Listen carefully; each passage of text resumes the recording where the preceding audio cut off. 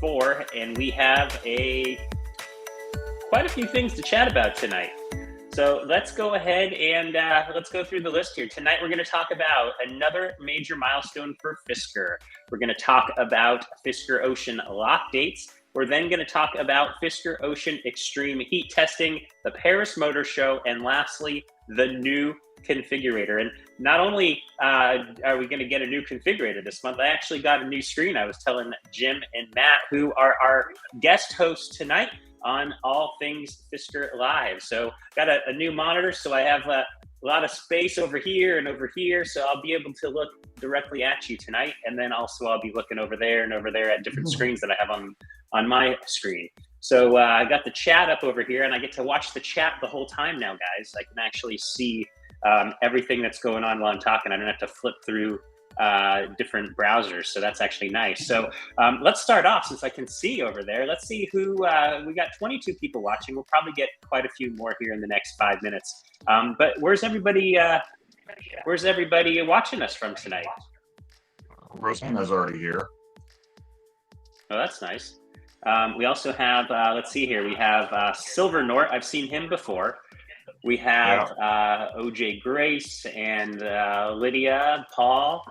Paul's from, he's watching us from Deerfield, I'm guessing Beach, Florida. That's pretty cool. That's pretty far away. Hopefully that didn't get affected I know where by that the hurricane. Do you? Where is that? Did that get affected by the hurricane? I used to live near there. Oh, wow. Yeah, how is it? Is it a nice place? Yeah, I used to live near it. I used to live in Boca Raton. Got it. Very nice. We got someone close to me, kind of, sort of, Rancho Cucamonga. Orange County, even closer. Mac, welcome. So we got people from all over Rock Springs, Wisconsin, Escondido, even closer to me. Lydia, Escondido, California. That's not too far. So yeah, tonight we got a kind of I don't know if I'd say action-packed show, but we got some stuff that we're going to talk about and some exciting things, I would say. Exciting for Fisker, exciting for us as people watching Fisker get the Fisker Ocean to production here on November 17th, 2022. And it'd be good to know, actually, days to November 17th, we're at 43 days from the official start of production. So that's not too far away. Cool. Yeah, not too far away. What is that? Almost 6 weeks now. 6 weeks, and Fisker will officially start production. So I'm super excited about that. And we have a lot of stuff coming out this week. A few more people. Hello from kids soccer practice in LA. Hello, Tommaso. Thanks for joining us. Love having you in the chat. He's also a member of the Fiskerati Club. So if you aren't a member, you can actually hit the join button if you're watching this on the Fiskerati channel. There's a join button down there. And I believe Jim has a membership as well on his, so there'll probably be a join button on his, and there's a subscribe button on all of our channels, so hit the subscribe button. And while you're here, let's get everybody to hit the like button. That's always a fun thing if everybody hits the like button. We got 57 people now. We'll probably get a few more coming in. So let's talk about the major. Yeah, what do you got? Hey, Sean. Paul wants to know if you have any Fiskerati hats.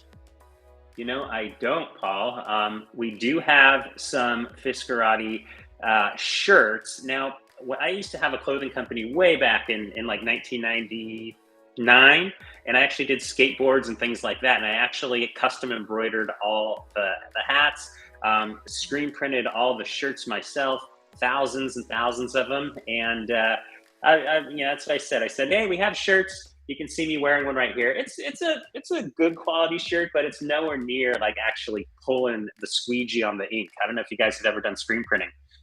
It's super fun, and it's messy, but the quality of those shirts that I made in the past for a skateboard company, much nicer than these right here, I'll be honest. But hey, you got to start somewhere, right? You got to start somewhere. You're wearing a cool shirt, Jim. You got your OSR Garage shirt. And I can't quite read your shirt, Matt. What does yours say? Oh, it's my son's university. So hey, that's a good one. I'm wearing his school today.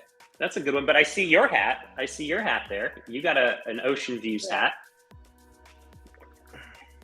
And you got a really cool sticker for Tesla tips right on your desk there. That's pretty neat.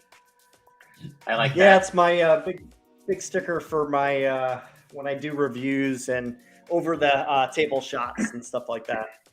Very nice. For unboxings. Very nice. I like that. That's maybe that'll be something that we get to do, unbox the Fisker Ocean, and we'll have to get a really big logo on the ground, maybe in chalk or something like that. So another major milestone for Fisker. That's what we're talking about. So the first major milestone that we had recently was Fisker building one production intent vehicle in a day. And that happened a few weeks back, that production intent vehicle, and that was actually pretty cool. You ended up seeing a photo of the entire Magna team, some Fisker employees as well, gathered around that Fisker Ocean on the Magna floor, probably at I don't know where it was in the factory, but definitely in the factory where these are going to be built, a CO2 neutral factory. And that was a really big milestone. We wrote about that one, and it was quite a major milestone for the company, I would say, building their first, production intent vehicle. Then Fisker announced on Thursday. So this week, what we do for those who are new to our channel, go ahead and subscribe, by the way. But if you're new to the channel, what we do each week on All Things Fisker is we talk about everything that happened in the past week. So we do this every Wednesday. So if something came out on Thursday, chances are we'll either include it in our weekend recap, what we call what do we call that? We call that I don't even remember what that's called. This Week in Fisker. There we go. There's so many things with Fisker, this and that. This Week in Fisker, that's like the weekend edition. So we always cover stuff in that. And then on Wednesdays, the three of us, we've been getting together and we've been doing All Things Fisker. So it kind of recaps everything that happened since last week when we were on the show. So on Thursday of last week, you all probably read the article on Fiskerati. Maybe you read the press release, who knows, or maybe some other site. And Fisker ended up announcing that they've built 95 Fisker Oceans to date. And I want to say it was starting sometime in like August 3rd, that last quarterly earnings report. I believe it was August 3rd. That's when Fisker announced that they had built 55 Fisker Oceans. So the company ended up building an additional 40 vehicles on that high volume production line over at Magna Stera. And they also built some of them on the line right before they got to the high production or the high volume assembly line. But they ended up building 40 more in, I don't know, what is that, about two months' time. So that was actually quite an accomplishment. That was Thursday of last week. So we have 95 Fisker Oceans built to date. And those vehicles, Fisker tells us, are going to be used for marketing purposes. So if you were to go to, at some point in the future, we don't know exactly which one, but if you go to a pop-up location, you might see one of those production intent vehicles there. So that was quite a big milestone. Did you guys get a chance to read that? What were your thoughts, and what were you thinking about when you read that? Was that like a big milestone to you, as big as it was seeing that first one roll off the production line? Yeah, I mean, I was surprised that they produced that many. That's pretty awesome. And that definitely means that there's a better chance that we're actually going to get maybe sit in one before we actually get ours. That's pretty cool. Yeah, I agree. When they had one that they made in an entire day, and then now they're going to be increasing the number that they're going on the line, and it's pretty impressive. Gives me high hopes that we're going to see the production increase to what they're looking at getting, I guess, early next year when they start getting significant numbers made. Yeah, I thought almost 100 vehicles. That was pretty cool. So you were referring to, Jim, Matt, the 23 vehicles that Henrik tweeted about or posted about on social media. He included this video in that one. So this is the Fisker Ocean, and that's going to kind of go in a loop there. So that'll be kind of fun. But that is the Fisker Ocean on the high volume assembly line. It looks like it's getting kind of close to the end, because I don't know where it goes after that. But the neat thing about that particular video was that Fisker ended up saying, Henrik Fisker actually ended up saying that he was going to start production. The company is going to start production on 23 vehicles next week. So we've been seeing, ones roll off. We don't know how many they've done on a weekly basis, but they're going to have a plan, or they're planning next week. So that'll be the second week of October. They're going to try to crank out 23 in 1 week. So that'll be, quite incredible. That's, 3 a day if they, run the factory all 7 days. My guess is they probably only run it 5 days, but maybe they do 7. If they do it 5, then it would be, a few less, but or actually a few more a day. We'd be at 4 and change. I don't know how they do that, but we certainly would have more rolling off the line. And I thought that was actually kind of neat. So we wrote an article about that one yesterday, or the day before actually.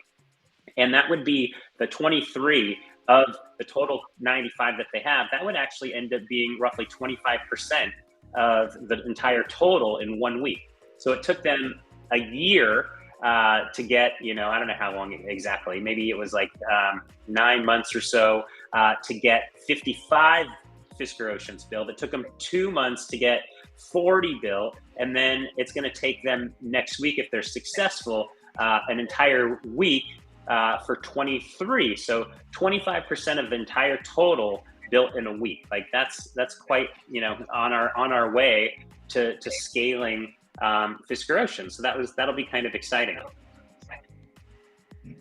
Another thing I want to add is that they've been doing a variety of different specs too, trim levels. So it's not like they just did one car. They did all different paint colors. They're doing all different. We've seen sport. We've seen, I'm guessing there's going to be extreme. I don't know. Have we seen an ultra sticker? I haven't seen ultra. I haven't seen one yet. But it's definitely seen the one in the sport and the extreme. But yeah, no ultras yet. But it is interesting that they're doing a variety. I think they're testing all the different trim levels, what's included. So I think that's great. It's a lot harder to do that too, because each car is different. If they're doing different cars on the same line versus saying just doing them all ultras or all sports. Yeah, and that was funny too on that particular video right there. I'm not going to play the audio for it, but we posted the same loop on our YouTube page or whatever YouTube account, and you can actually hear the thud of the door closing. Yeah, it actually kind of solid. It's funny. I was trying to think of what should I write about yesterday, and there really wasn't much news. And I was going through Henrik Fisker's through his Instagram, and I saw that he actually commented about somebody asking about the liftgate there, the rear tailgate, and whether or not it was powered. And it is. He says it was, or it is. And the prototype we know had the little button at the top. And if you look close right there on that liftgate or tailgate, whatever you want to call it, there is the little button up there to press it, and then it'll automatically close or electronically close. So I wrote about that yesterday. I titled the article, Fisker Ocean, solid as a rock. And the funny thing, like the articles that are just random and I have nothing to write about, so I just pick a topic and write about it for fun. That article has been viewed 5,000 times today. So it's crazy. And sometimes like the Milestone one, the major Milestone, the 95 vehicles, like that was viewed 3,500 times on the first day. So it's like sometimes the ones that I would much prefer people to look at, they don't necessarily click on those ones, which is kind of funny. So that was Did you notice that the rear seats are 40-20-40 finally? Got good view on that versus it is a good view. Pre-production were the 40-60, I think. You're right. Yeah, I didn't comment on that in the article, but yeah, right there is a beautiful view with that sea salt interior. It definitely in the black felt or whatever that material is on the rear. You can definitely see the divide there. Yep. What do you think that yellow tag is in the rear? Is that like one of those cigarette lighter, auxiliary plug or something?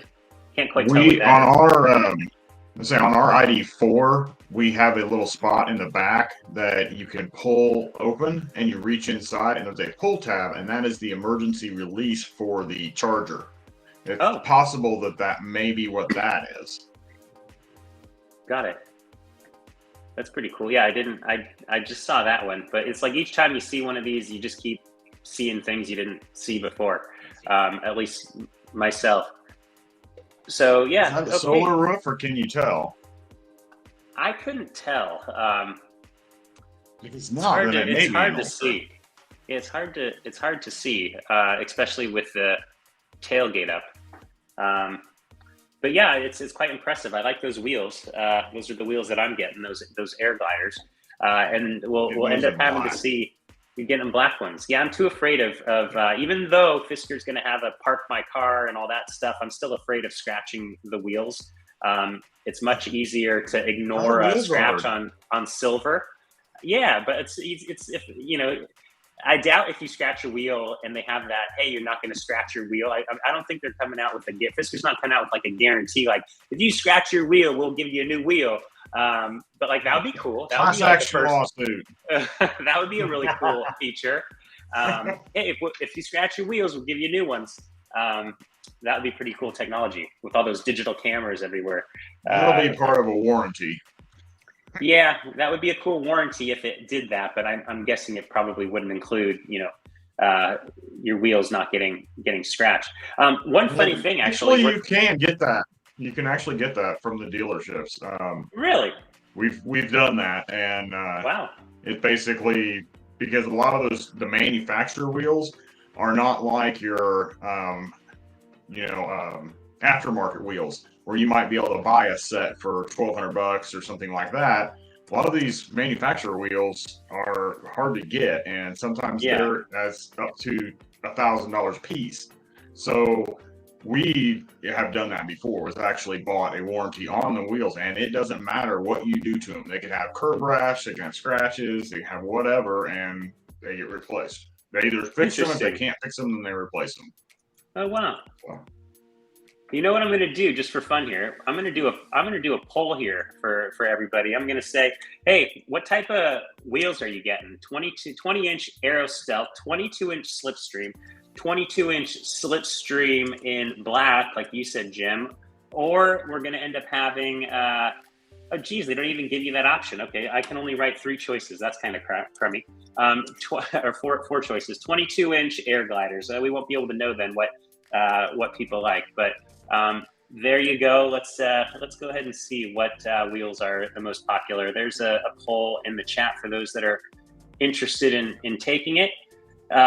So one thing that's interesting, since we're here talking about the vehicle, we see the vehicle right there. We're talking about wheels and stuff. Paint protection film and things like that. I saw a couple people mentioning like, oh, that silver lining looks really, really beautiful. I ended up opting. I've made my selection for the Big Sur Blue. And I actually, there was a chat today or a post, a topic in the forum, and somebody was asking about paint protection film, and you shared that video with them, Matt. So thanks for sharing that. And in there, I actually said, hey, I'm probably going to use that ceramic coating or whatever. And I found the same company where I found like, hey, it's super hard to take care of a matte finish. Like Big Sur Blue or maybe even Stealth Green for those that can wait till 2023. And I'm going to end up probably using that Dr. Beasley's. I reached out to them, see if they could, give us a sampler or something like that to maybe try it out. Who knows if I'll hear back from them, but that looked like a really good product. They had like a pro product, and it had like a couple different spray bottles you can spray on. And it was $500. I thought, wow, that's a lot for, a ceramic coating, but probably much cheaper if you apply it correctly than having like bird droppings on the paint on that matte finish or, different, grime that could damage the paint. So I ended up, let's see here. What do we got? We got Jim's favorite 2023 wheels or those are those new ones that we saw. Yeah, those are nice looking. Look at that. We got 5 windows open. That's actually kind of fun on the screen. Wow. It's a first. That's a first. Sean's getting Restream figured out. Not really. So we got 98 people watching too. Welcome if you are just joining us. We're talking about all things Fisker tonight. We're actually in the middle of talking about Fisker's major milestone, hitting 95 Fisker Oceans to date. They announced that on Thursday of last week. And they also announced earlier this week that they're going to build 23 Fisker Oceans next week. They're planning for it right now. Maybe that requires a shutdown of the factory to do some tweaks and some, improvements maybe. Who knows? We haven't seen too many photos or videos coming out of the factory this week. Not to say that we won't, but we're talking about paint finishes right now. And there happens to be that 2023 wheel right there. We don't know the name of it, but you see the Big Sur blue paint right there. And I was just talking about, I think they should call it Blade Runner. Yeah, it's pretty nice. Yeah, it's a cool looking wheel. So I reached out to a couple local companies here where I live here in San Diego and asked them about professionally applying the ceramic coating to the Fisker Ocean in matte, the matte finish, the Big Sur blue. And I got a quote of $700. It included the ceramic coating, but it was not the same quality from the sound of it is the one that I posted to the forum earlier today. The ceramic coating that I posted earlier today, it said that if you end up getting nicks on your car, it'll somehow seal it up. I thought, wow, that sounds pretty impressive. That does sound pretty professional. So I'm thinking maybe doing it myself. It might be a DIY, do it yourself, and that would be a fun one to do. So that's what we're looking at. The other option that I think you're doing, Matt, is you're going to do the paint protection film, right? Yeah, I plan on getting the full front, which is like the hood, the bumper, fenders, headlights, mirror caps, and it's just the areas that get hit hardest when you're on the highway, with bugs and rocks and sand and stuff like that. And the two cars that I've done it on look great. My car is 4.5 years old, the oldest one, and the paint still looks great. So wow.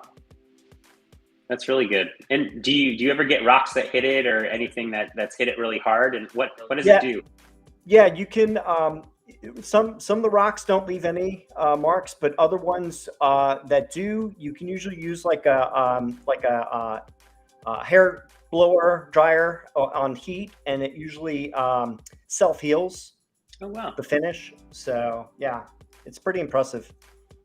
Very cool. Yeah, I saw one comment in the forum about somebody being hesitant to actually put it on their car because it could yellow.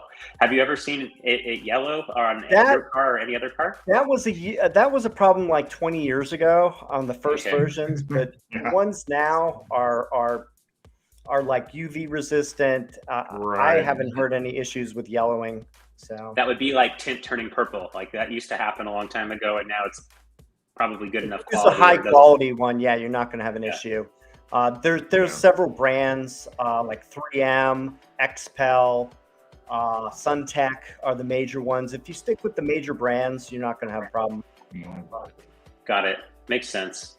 Yeah. Makes sense. So that's going to be kind of fun to do that. Watch your video on getting your Fisker Ocean paint protection film applied, like you did your Volvo. That would be pretty cool. Pretty neat. Can't wait to see that one because I probably won't be getting the paint protection film. I'm gonna risk it. I'm gonna just do the ceramic coating, the little bit much less cost. But we'll see how that goes. That'll be kind of a fun one. So cool. So that was the milestone. So that's what we talked about. So Fisker ended up hitting that milestone. Next week, we'll end up hopefully getting an update on that, probably at the end of the week, or it'll come the week after. And we'll end up seeing what Fisker does there. Can they hit their 23 Fisker Oceans produced on that high volume assembly line? TBD, we'll find out probably in a couple of weeks. And you'll probably see an article about that one. So then let's talk about this one. This was kind of interesting. This one came out on the weekend. It was actually Sunday. We ended up getting an update to our account. So if you have a Fisker Ocean One on order, you may have seen your lock date or your build expiration date change. And it may have changed for you if you were probably in early October, November-ish timeframe. I think maybe even we saw one in early December possibly change. I can't quite remember, but definitely October, November, we saw a lot of people's change. You may have had yours change. Let us know in the comments if you did. That would be kind of interesting. And we'll see whose was maybe, say in the comments when your original lock date was, if you know what it was, and then what it changed to. And we'll see like who was the latest lock date that may have changed. That'll be kind of a fun one. And let's see our slipstream poll real quick. Let's see how that, or our wheel poll, let's see how that thing worked. It looks like slipstreams won. That's why I just said slipstreams. Let's see here. We had 50 people vote. We've got about 102 people watching right now. So just about 50%. Which wheels are you getting? Slipstreams ended up winning kind of by a long shot. 22-inch slipstreams, 41% of the people watching tonight are going to go with the slipstream. 22% air glider and 34% air glider and 23% aero stealth. So that's kind of interesting. I'll probably go with the aero stealth wheels on the Fisker Ocean Sport that we have confirmed. I'm going to go with the great white on that one, and the aero stealth. I'll probably take the hubcaps off them and just sport the actual wheel itself. Because I think that looks a little nicer, and they're actually going to be about an inch bigger than what I have on the Tesla Model 3, so that'll be kind of exciting. So lock dates, that's what we're talking about right now, lock dates. Let's share this bad boy right here. This is the screen. Let's see here, can I zoom out here? Let's see, no, can't shrink that one, so we're going to end up doing this here. We're gonna go that. Maybe that's not very good. Let's do this. There we go. That's how it originally was.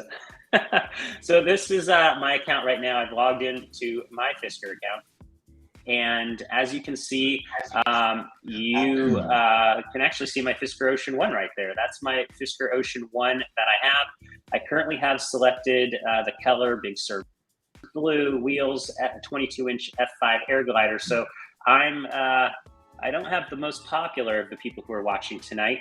I've got the middle of the road, and it'll be interesting if YouTube would let us actually do more poll choices. We would have been able to see which ones are more popular, the slipstreams in silver or black, the air gliders in silver and black. I'm going with the regular air gliders. I think the Big Sur blue with the silver wheels, I think that looks nice, and I definitely don't want to scratch black wheels. But I am going with Black Abyss. I think that'll be a nice interior. That's the paint, which also uses recycled materials, so that'll be nice. Went with the carpet floor mat set, the roadside safety kit, which is probably a waste of money, and the extra key fob. So that's my selection. Grand total price, $69,619. That's a whopper. But what we're looking at here is we're looking at this right here. Oh, I'm zooming in. Let's see. Can I zoom in here? There we go. Whoa, look at that. There we go. So that's what we're looking at. So my build date used to be 10/10. So October 10th, 2022 at 12 a.m. Pacific Standard Time. And it's now changed, as you can see right here. We now have November 21st, 2022 at 12 a.m. Pacific Standard Time. And we have our typo right there. I reported that typo. It should, I believe, say expires, but expiries, I think that's a real word, right? It means like to have something expire, but I thought it's probably supposed to read expires. Nevertheless, November 21st, that's my date. It's a Monday. And that'll be the week before Thanksgiving for the people who are watching us here in, I think it's the same week, actually, quite possibly, as Thanksgiving this year. So that'll be an exciting week for me. And I should mention that that's not a guarantee, that date. As you can see down here below, it says build lock dates are estimated and subject to change. Final build lock dates will be confirmed via email 2 weeks prior to locking. So it's entirely possible that my Fisker Ocean lock date gets pushed out to another date. I'm hoping it doesn't, but it's entirely possible that it does. Yeah, that's kind of neat. What'd your guys' change to, if anything? Did you guys have anything change on yours? Mine stayed the same. Okay. Yeah, I'm still March 13th. So still, I bet you're happy though to change to November because you may have missed the configurator launch. Was that something you were worried about?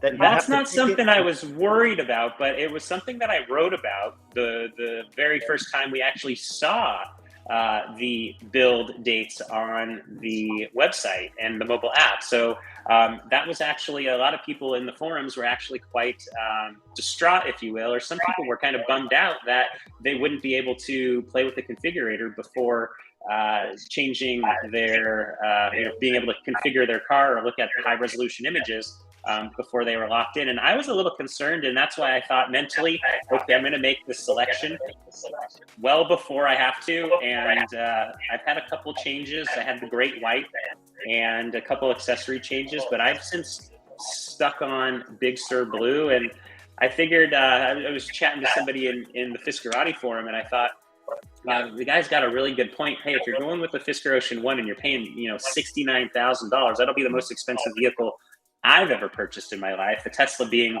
it'll become the second most expensive vehicle. But that's a lot of money to me. And I thought, okay, I'm in agreement. I may as well go with the most premium paint option because that's what you're paying for, right? You may as well get it. You're getting it for free, essentially. It's built into the cost. So I do have a second Fisker Ocean on order as a confirmed order. And that one will actually be great white. So that's going to go with my original selection. Maybe I'll splurge if I really like those air gliders on the Fisker Ocean One. Maybe I'll splurge and get those on the Sport that I have confirmed.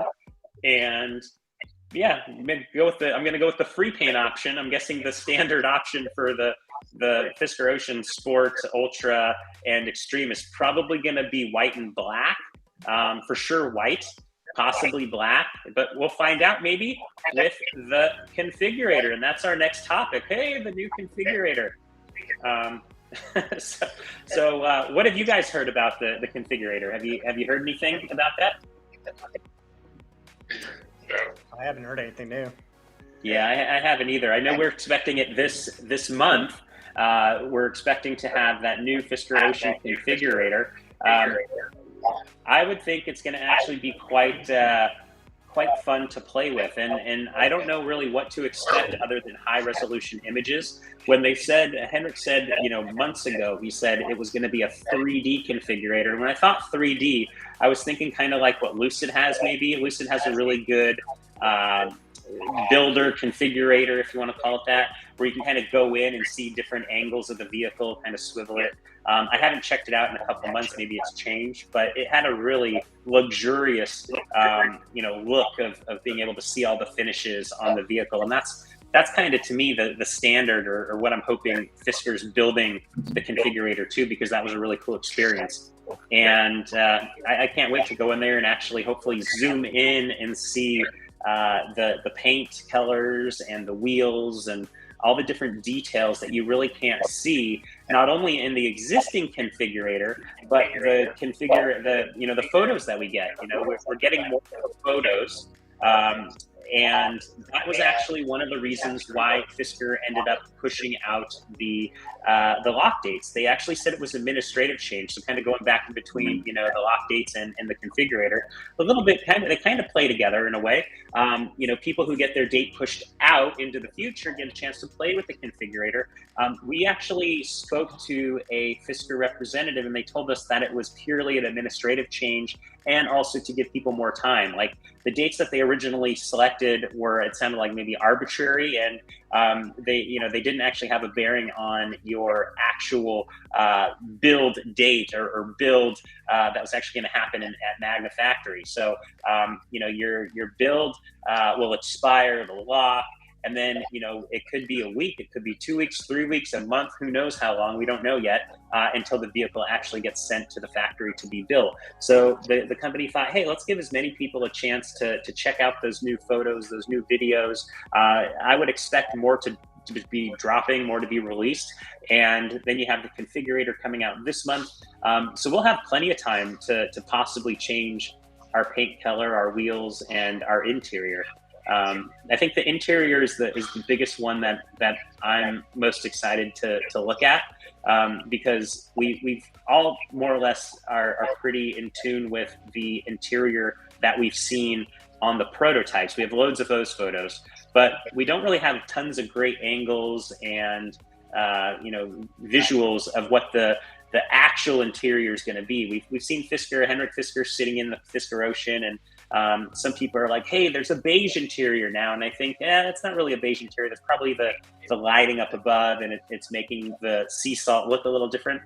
Who knows? Maybe there is a beige, or tan interior, but I think that's the sea salt. So that new configurator that we're hoping to get this month, and I still expect the company to release that, it would be the first time where hopefully we'll be able to see close-ups of the fabric and, be able to, virtually touch it, if you will. That'll be a cool experience. So I'm going to actually post a poll, and I'm going to ask everybody, what color interior option are you going with? And it'll be interesting. What option are you guys going with for your seats or your interior? Sea salt as of right now. That's a nice one. What about you, Matt? Sorry about that. I was working on something. Hey, no worries. No worries. You fixed your audio, it sounds like. Yeah, I had an audio problem. So what interior are you going with? What interior option? Have you decided yet with your Mariana? I think I'm going to be doing the Malibu interior at this point. Okay. I like sea salt, but I just feel that it may be too light. Gotcha. But and the Malibu's different. I've never had a blue interior before, so it's kind of unique. Yeah, I've never had a blue interior either. I've had a couple tan colors, and I've had two navy exterior colors. My very first car was a BMW 2002, and that was a navy blue. So this would be I think I've had one other one, but I can't think. Oh yeah, definitely had one. My first car was navy blue. I think I've had one other one, but I can't think of what car it is off the top of my head. So this Fisker Ocean will be like the second or third possibly car that I've owned that actually has a navy exterior. And I would much prefer like a tan interior, but we don't have that as an option. So I'm going to go with the black Abyss because it's going to come in that polyurethane. And out here, we go to the beach or, where we go out and, out and about. And if we get dirty clothes, I think it'll clean easier being that polyurethane material. Like the Tesla seats that we have, I believe that's like a polyurethane as well. They wipe really good and clean really well. And I'm just not quite sure how Eco Suede is going to clean. So that's my biggest concern, I would say. So like you, I would choose, like Jim, you're going with the sea salt. Matt, you're going with the blue, the Malibu. I personally would choose, if I was going with the Eco Suede option, I would go with a darker, just in the event I had dirt or some crap on my clothes, not literally crap, but stuff on my clothes, that it wouldn't actually get dirty on the actual lighter material, like you mentioned, Matt. So I would go with the darker if that was me, but I'm going with the black polyurethane. And let's see here. We have 49% of the people currently who have answered the poll said that they are going with Malibu like you, Matt. So 37 votes, 48% Malibu, 37% sea salt, 13% black Abyss. That's interesting. So the configurator, what are you guys expecting on the configurator? Are you expecting anything from that, or just? Oh, as far as date goes, or no, just as far as like your expectations for it. What are you looking for? Like right now, here, let's throw this on the screen. Here's the old school configurator. That's the old school one. Do you have it in your mind mentally what this could potentially look like or do? I think they're going to have. I think they're going to have like a 360 interior where you can rotate the interior. A lot of cars have that. Yeah, Because right now you can only see like one fixed view of the interior. that's right. So I think that would be, a nice addition if you can zoom around. Because I've seen that on some cars, and that's pretty neat. You can like look at the back seats or look at the side trim color. I think if they could do something like that, that would be awesome. Yeah, that would be awesome. That would be now, like it's so hard to tell, like in these images, like that's why you really need the high resolution ones. Like to me, looking at this black abyss here, that almost looks to me like it could be the eco fabric, because that doesn't look polyurethane to me, but it just could be a grainy image. It almost looks identical to all of these. Those have little lines in them. Yeah, I'm not quite sure if that's the polyurethane, but if it is, I'm happy with it. I think that looks like a beautiful interior, and I love that little aqua. I'm sure they have a name for it, but like that aqua. That stripe. Yeah, that stripe, and there's kind of like a little bit of that, bluish color, which I believe it looks like it might match what's on the brake calipers on the exterior, and then as well as the blue trim. If you have the Fisker Ocean One or Extreme, you have that. I don't know what pattern it is, that squarish pattern on the roof of all the different solar cells. You end up having it in that same color blue, so that will kind of be a blue that runs throughout the vehicle, kind of like an accent color. I think it's nice. What about you, Jim? Well, what are you expecting? You expecting anything from this configurator here? Nothing out of the abnormal. I think it's going to be probably in line with most of the other car manufacturers. I don't think that there's probably anything they're going to do that's special, unless when you look at the interior, instead of having like a model like this where we're just looking at kind of a 360 rendering, that it's actually they've taken a 360 camera and set inside and actually got pictures of what it exactly looks like in whatever really color. Cool. That would be pretty cool. That would be really cool. That would be pretty neat. I think that would be fun. There's the Big Sur Blue. Like, now that does not look like the Big Sur Blue we see in the actual photos. It looks nice, but it doesn't. The photos look a lot nicer. Yeah, I love it's that. It's the same with the Horizon Gray. Yeah, it looks very similar. The Horizon Gray is really blue. Yeah, it does. Yeah, that blue. I love those blue brake calipers, and I think I've seen them on one of the vehicles coming off the line. So I think that's. I think that looks like it might be sticking with us, and it looks very similar to that pattern up there.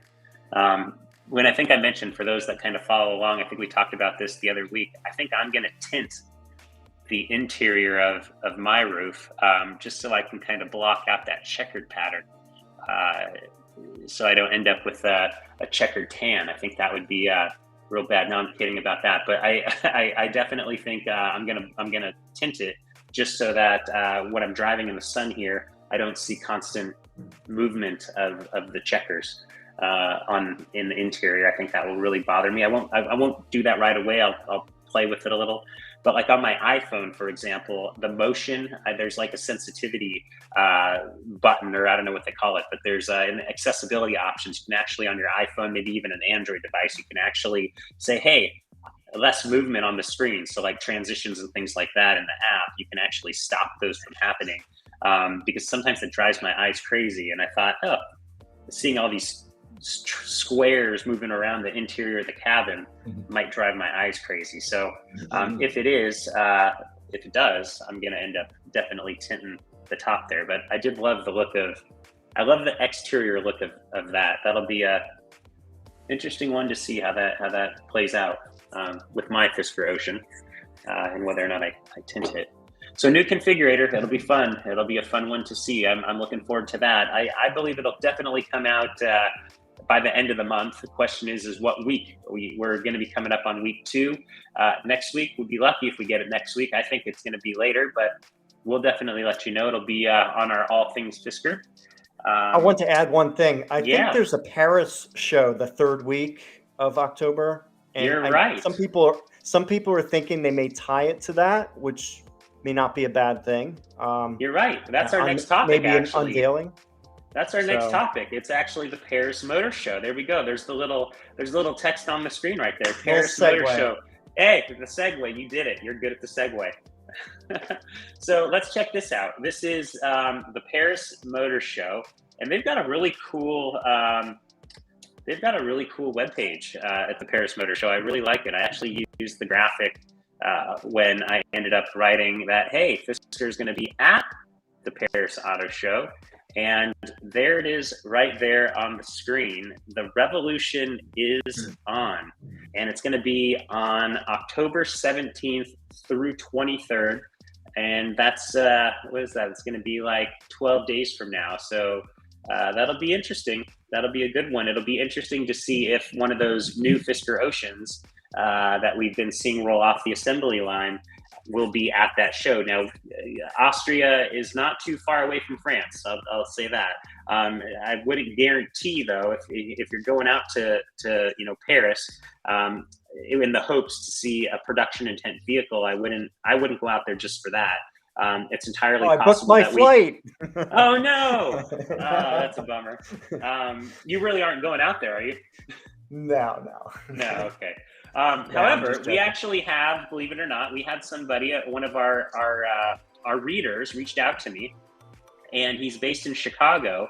I'm not going to share his name, but he reached out to me, and he's going to be in Paris on vacation during, I believe this is going to actually be the 124th Paris Motor Show. Annual motor show. So it's been around for 123 years. This will be the 124th year, I believe. It might be 125th, but it's been around for over 100 years. And we actually have somebody going to represent Fiskerati, and I got them a press ticket to go there.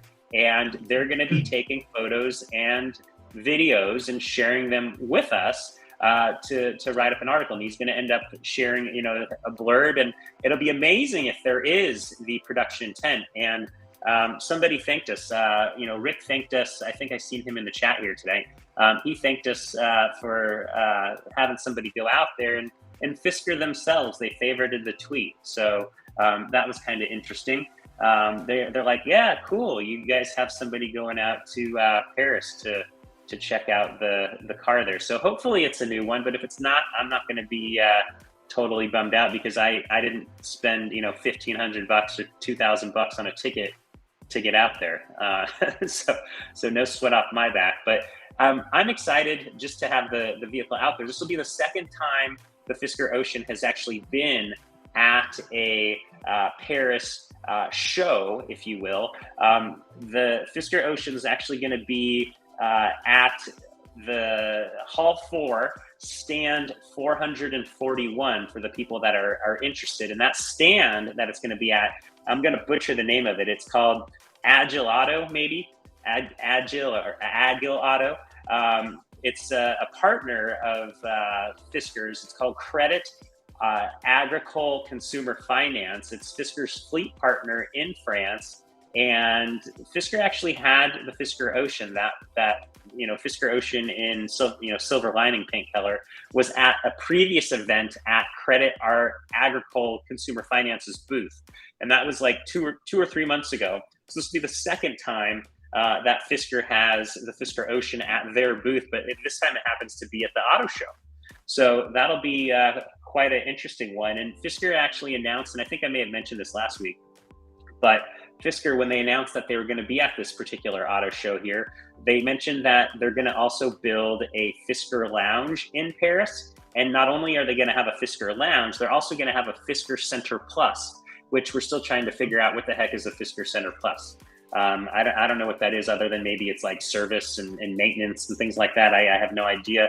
I should probably chase that one up and figure out exactly what it is. But that's my assumption for the time being, just because Fisker always says, this Fisker Lounge and Center Plus in Paris is going to coincide with sales, service, and deliveries. So that'll be interesting. We'll end up seeing what a Center Plus is. I think there's one also that's going to be in Europe, announced either, I think it was Stockholm actually, or Oslo. It's one of the two of those. But we have the article on our site if you want to learn more about that for the people who are watching us from Europe. And I think last week we had someone from Germany watching us, and that was like 4 a.m. So if people are watching us from Europe, thank you for joining.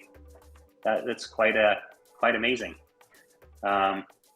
So yeah, cool. So yeah, Fisker Ocean Paris Motor Show. We'll have some photos and videos for you probably on the 17th of this month. So TBD. And that brings us to something else that's kind of cool. So we have the Fisker Ocean Extreme heat testing that took place. This I think it was over the weekend. Fisker shared the video on Friday, and they sent an email out on Saturday to give people a chance to see the actual behind the scenes footage of the Fisker Ocean going through the heat testing.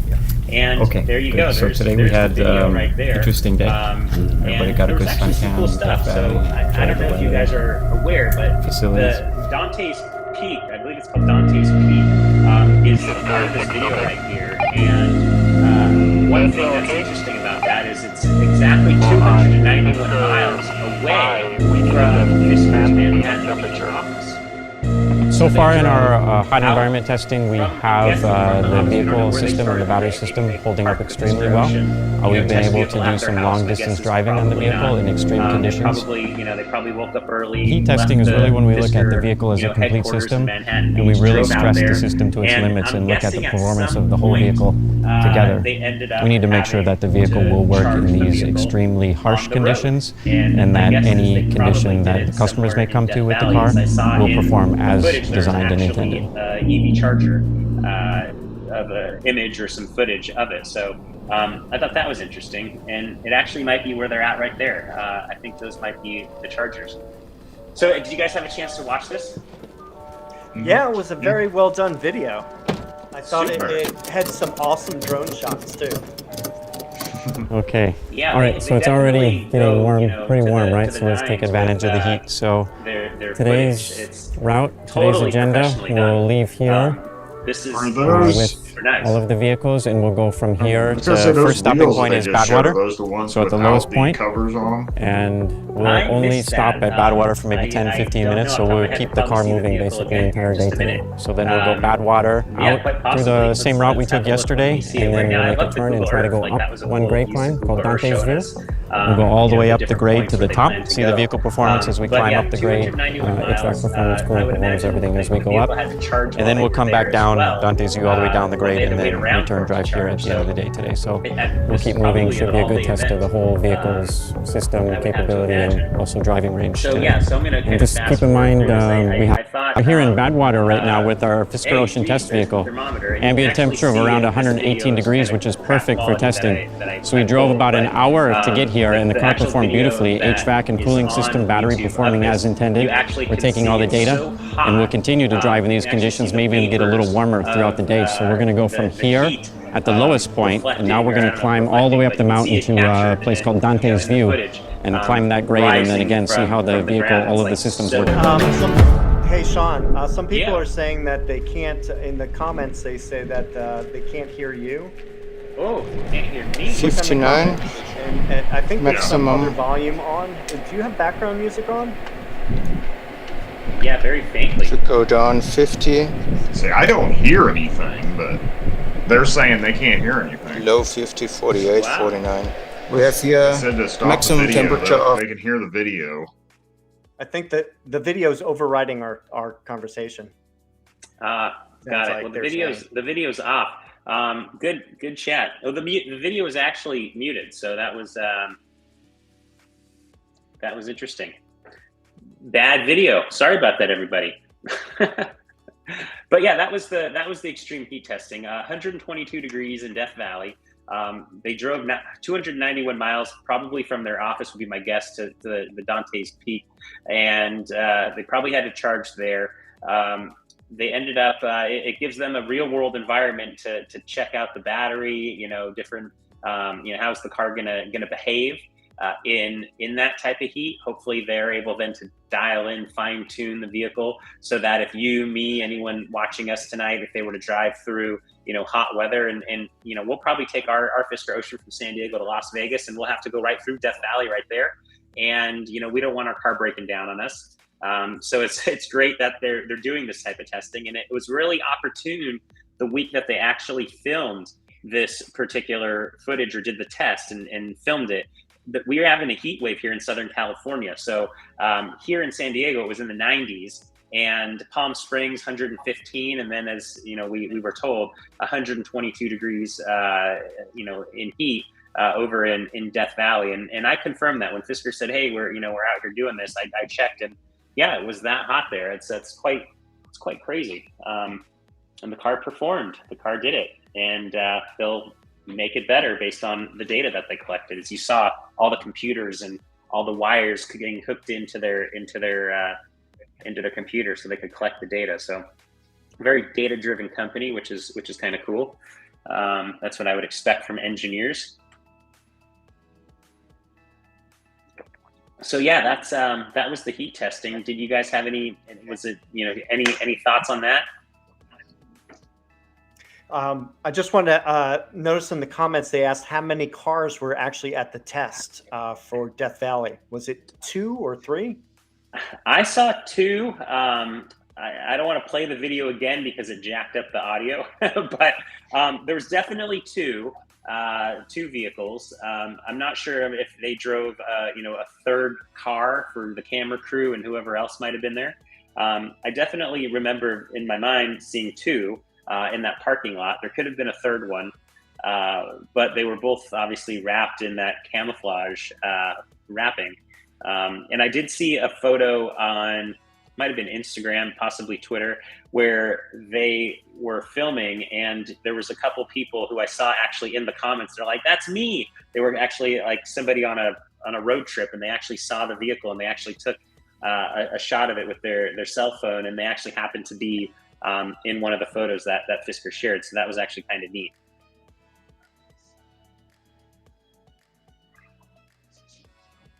Cool. So it looks like we can hopefully people can hear us now. Just so everybody knows, we couldn't hear anything from the video. We could hear each other talking, but we couldn't hear anything from the video. So we assumed that it was muted. So sorry about that. Yeah, sorry about that one. So that's that was pretty much all we had today for coverage of the all things Fisker. That was pretty much it. So like we do every time, we actually chat. We go through the chat. We look at questions you have. So if you have questions, there's been a lot of stuff that's been thrown around. And in fact, on the Fiskerati forum, there's actually a really cool post at the top. It's called a big list of questions. And there's a lot of people posting new questions in there. And one of the people who are actually managing that, he goes in there and he if he finds the answer to something, he'll post it there and link to the source of it. So keep posting your questions to those, big list of questions, whatever forum you're on.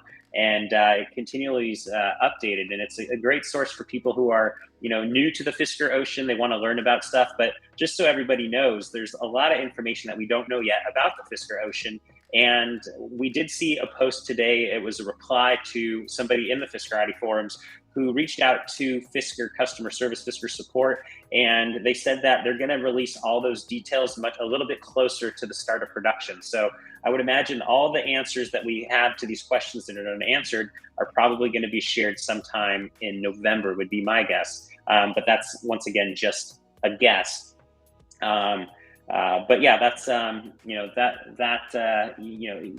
most of the time when we can't answer your questions here, it's because we don't have the information, we don't have the the knowledge, the info, or the data hasn't been released yet by the company, and none of us work for Fisker, so we don't have that actual information.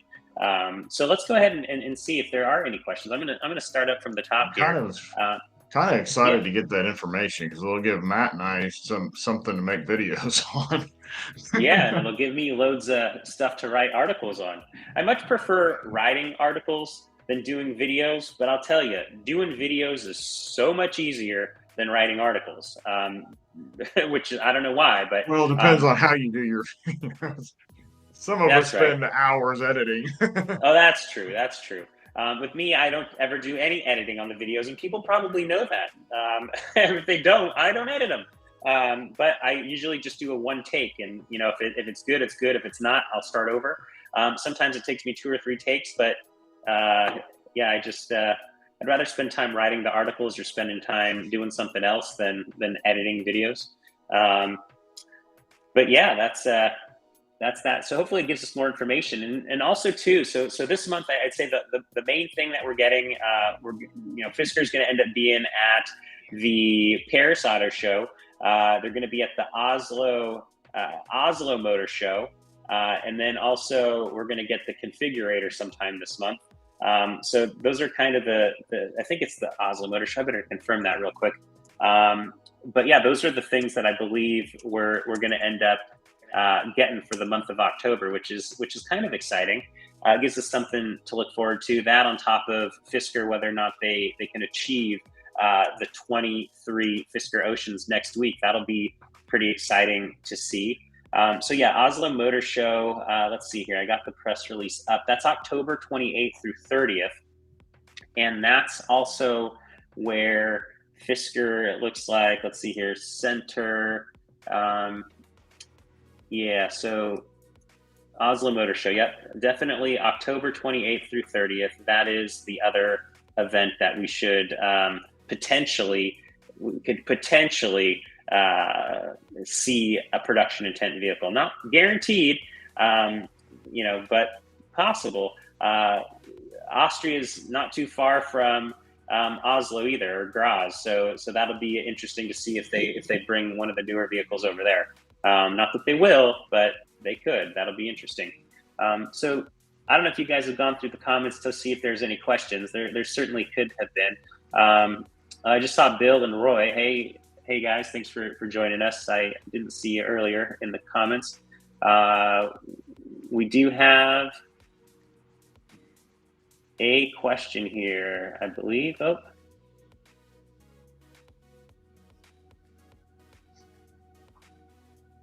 I got one. Somebody asked if there was.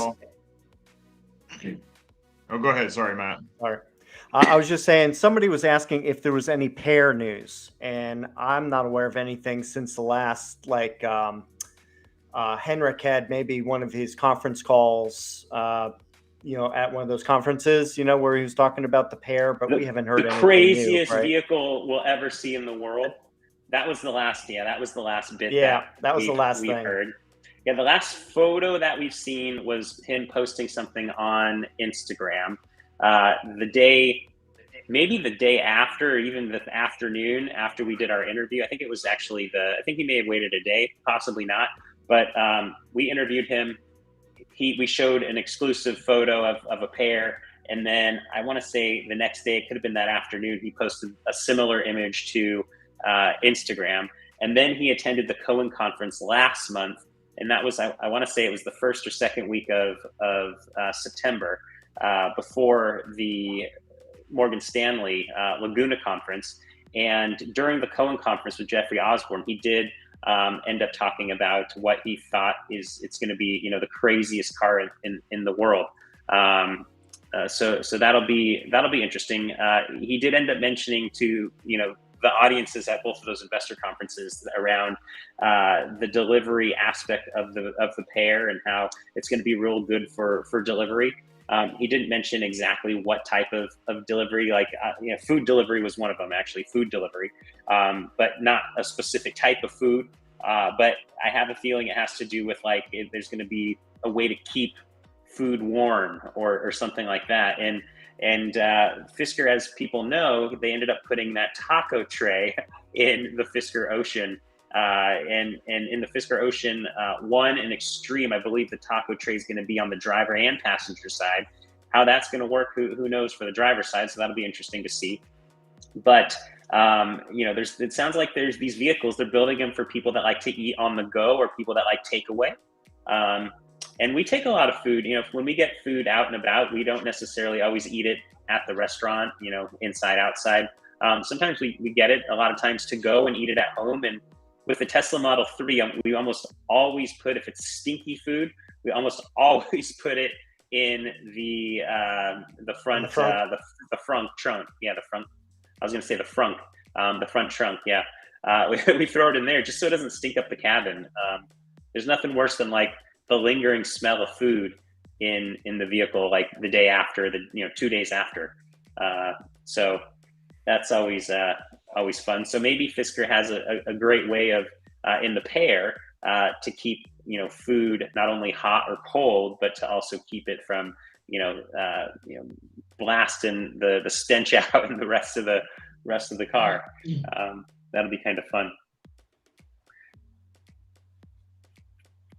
So we got one question here. It had to do with wheels, and there's actually two right back to back.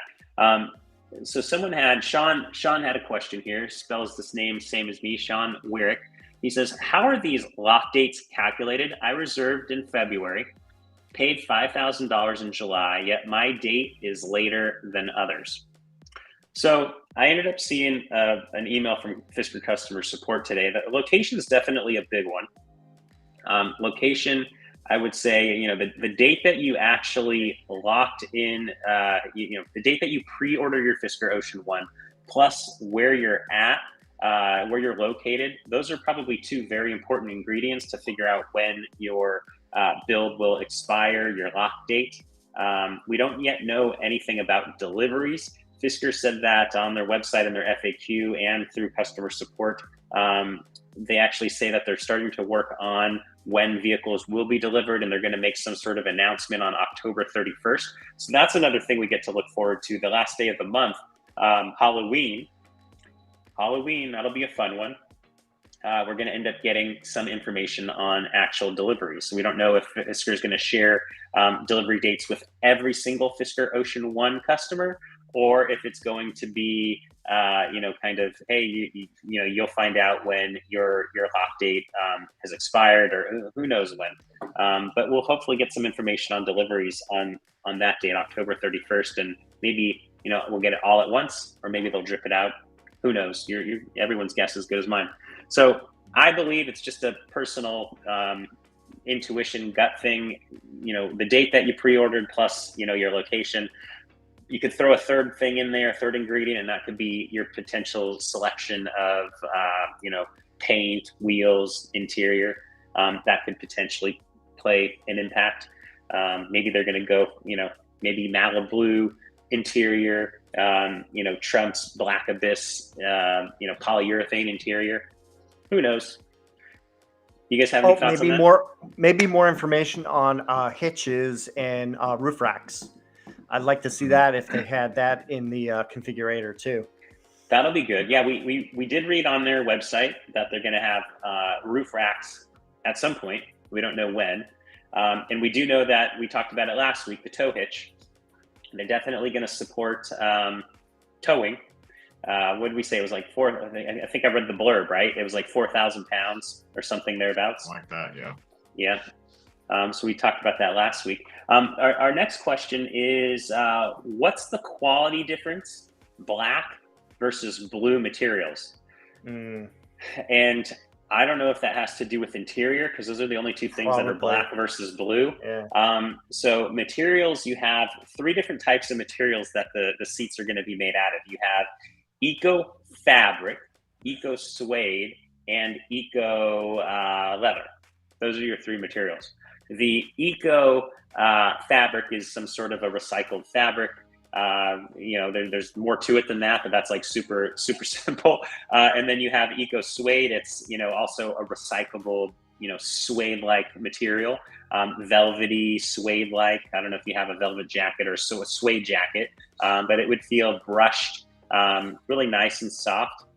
And then your eco leather is a polyurethane. It's kind of, I don't know. I hate to say plasticky. It's like your vegan option. It's they're all kind of vegan options, anyways. But it's I don't know the best way to describe it. I would say it's plasticky, It's easy to clean, different feel. It's like pleather. I don't know if that's a good way to describe it as well. Maybe you two can describe the three better than me, but they're all eco, meaning they're all going to be recycled. They're all going to have recycled materials in them, which is what the whole idea of the car is. It's the world's most sustainable vehicle. So all the seating options, interior options, the carpets, all that stuff are going to use recycled materials, including the seats. So I don't know if that answers your question. The difference between the blue though and the black. The black is, my understanding, it's going to be all polyurethane, whereas the Malibu, it's going to have, the majority of it is going to be your eco suede with a couple of accents that are eco leather, all in blue. And we have loads of photos of the Malibu all over the internet, but we don't have any yet of the Black Abyss in the polyurethane, at least is my understanding. I've seen, we haven't seen anything. Yeah, just in the press kit, there's like the little grayscale one. Yeah. Oh, one of the test vehicles, I think, may have been the black, but we just don't have any like definitive proof it was. Is that the vehicle in New York? The blue one? Was it? Yeah, there was one had that like they the were two-tone seats, right? It had like two-tone seats. It had like, the front and the back were different. Yeah. But like the front looked really nice. Like I would have taken those front ones all day. They looked really nice. But yeah, the back one with like the two-tone, it's a little too adventurous for me. Yeah, I thought that was kind of crazy. So let's see here. Going through the comments here. I think everybody's planning a meetup in front of a Tesla dealership. A Tesla dealership? That's what they want to do. A Tesla, or you mean yeah, they want to all meet up and show off the Fiskers to the Tesla guys. Wow. I think what we should be doing is parking in front of Toyota and Honda, which don't have any EVs right now. I think we need to convince the people. Toyota has one. It just doesn't have a wheel on it. I know.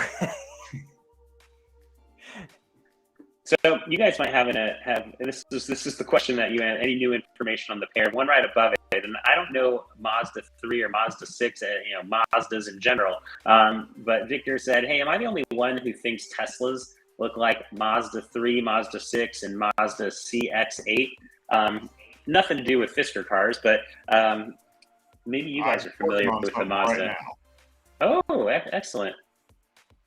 And there I see Rosanna mentioning she can't hear us. Okay, that's where we're at right now in the comments, Rosanna.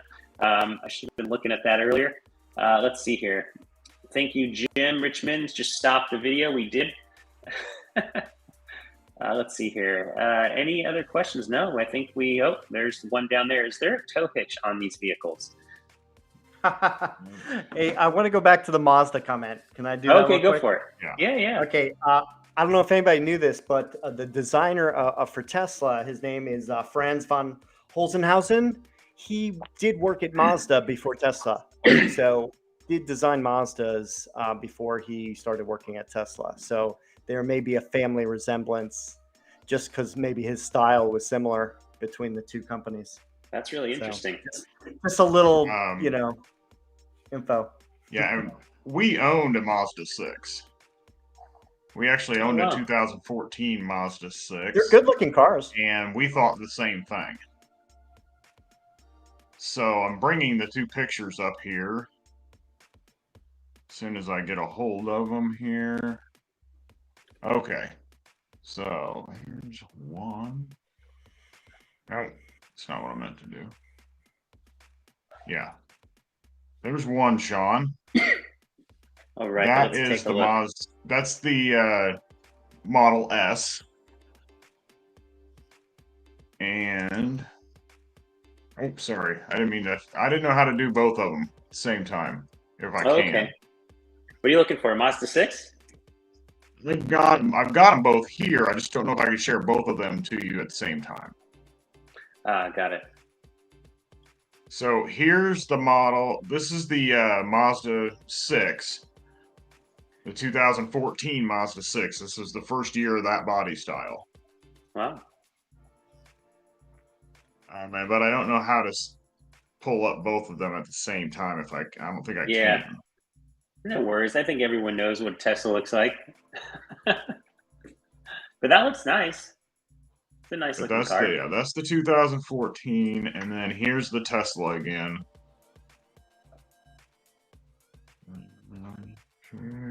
Here, there we go. That's interesting. It's the similar designer, the same There's designer. the Tesla again. Yeah, similar. Similar indeed. So we do have a couple questions here at the bottom. We have a question from Shikar Sony. Is there a tow hitch on these vehicles? So last week we actually talked about that. There will be an option to purchase a tow hitch. We don't know what the price of it is yet. We talked about some details last week around towing capacity. So if you go to that video, maybe we should write an article about that. But if you go to last week's video of All Things Fisker, in the very last question section, we actually shared a whole bunch of information on that we have, and that might be of interest to you. But yeah, that'll be an option for you to purchase a tow hitch, I believe, at least according to Fisker. So more to come on that. And we do have another question, it looks like. Chat just updated. Well, they had somebody asked about the European energy issue and whether it was going to affect the production in Austria. I think we had talked about that last week. Yeah, we did. Yeah, we covered the Morgan Stanley conference last week. That was kind of our big subject last week, and talked a little bit about stock. And Henrik ended up attending that Laguna conference with Adam Jonas over at Morgan Stanley's investor conference, and he talked briefly about how Magna Steyr in Graz, Austria, they are primarily on renewable energy. I believe he said it was hydroelectric energy is what the plant primarily runs on. So he said that they shouldn't have much of an issue, and he did say that business or that factory gets some special, preferential treatment. I don't think those were his exact words, but it was something to that extent. They have support by the government to make sure that there's no energy-related issues. So Henrik didn't foresee any challenges there with the energy crisis that's going on in Europe right now. So that is. That's that one. We also have a question here, and you guys might know the answer to this one. It has to do with the IRS EV tax credit. He said that, let's see here. I read that the IRS guidance on binding contract to be 5% or more. Seems like if we got our reservations converted to orders, that we will most likely not get the 7,500 tax incentive. Thoughts? So it seems like if we got our reservations converted to orders, that we will most likely not get the 7,500 tax incentive, because it said that you need to have 5% or more. I'm guessing down. I'm not sure exactly where this person's going with this.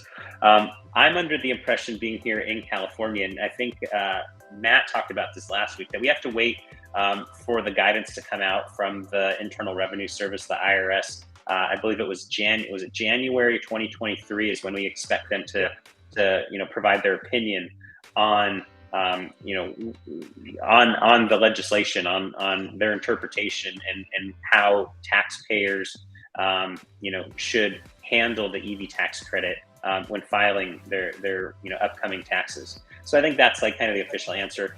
Your best thing to do, every state's going to be a little different.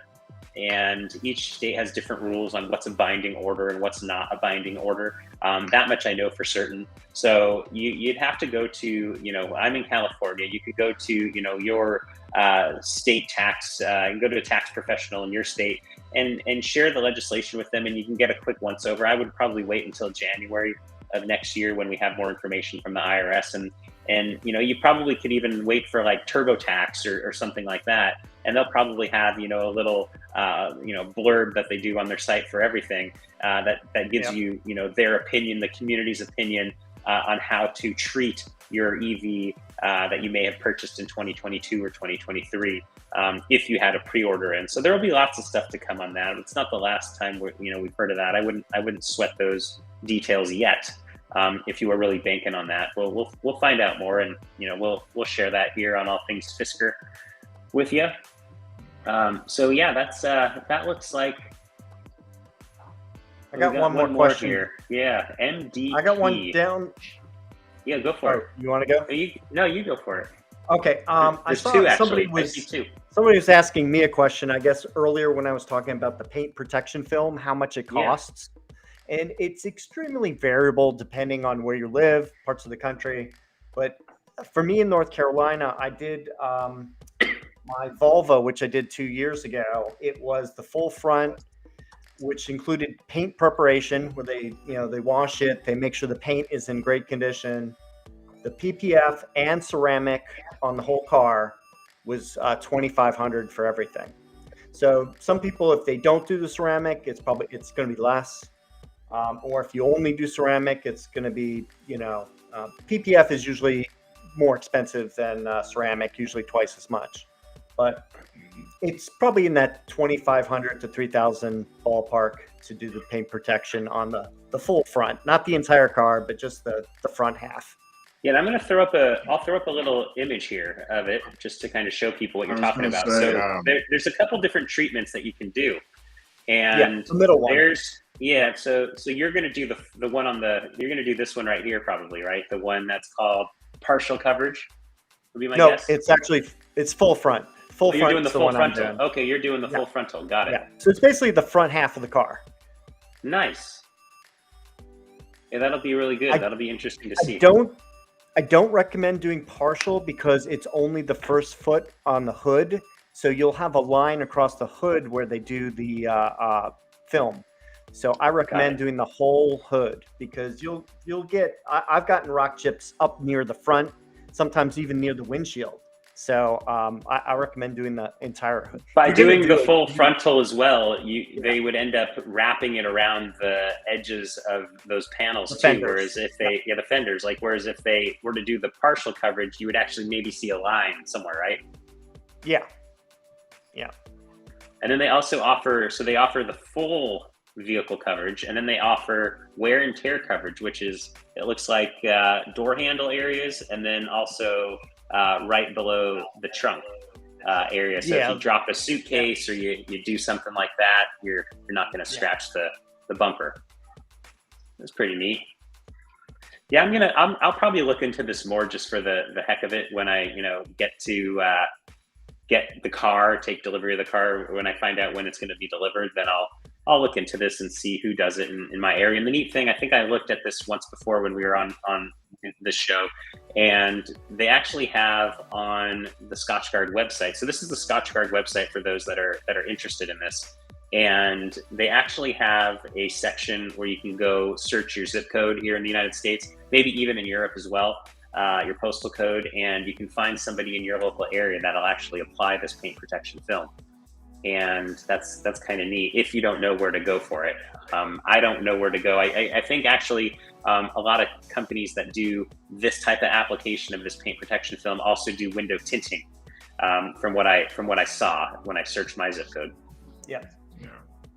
So Kevin McKinnon, he said in Houston, he says just the front should run around $1,250, and the whole vehicle should be run around $4,500, and that's in Houston.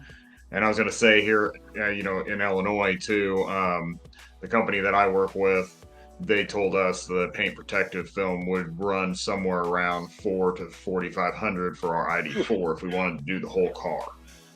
So I just wanted to point that out. That's about the same numbers I was getting. It's probably a relatively normal number unless you get into like big cities. Maybe, I'm not sure.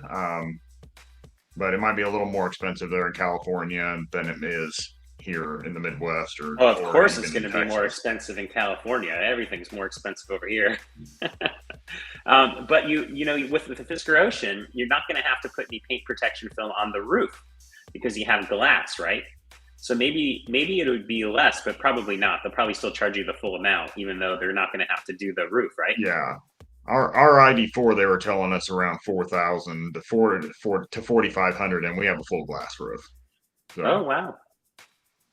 Gosh, that's a lot. That's a lot. It's guaranteed. It's got like a 7-year or 10-year warranty or something weird. Like it's like lasts forever, and that's why I'm considering doing it, because this is going to be our EV that we're going to keep for a very long time. This is You know, the ID4 was to kind of get us into the EVs and kind of get used to them and learn about them and stuff. But this is going to be. Now here's the interesting thing for you, and you probably don't have the answer for this one, but maybe you do. I'm going to go with maybe Matt does, since he had his Volvo done. Now, if you're spending, say, $4,000 on, and this would go for any aftermarket parts and things like that. Like, would you, if you're going to spend $4,500 to get your paint totally, you know, protected with that paint protection film, would you report that to your insurance company so that your insurance company knows that you dropped $4,500 in the event you get in a car accident and the whole door gets crushed and you now need to redo that section of door or hood or bumper or whatever it may be with paint protection film? Do you tell your insurance company, hey, I got paint protection film, or do you just, if I get, you know, in an accident, knock on wood, hopefully nobody does, you end up, they just know that you can just see that it had paint protection film, so they'll replace that. Oh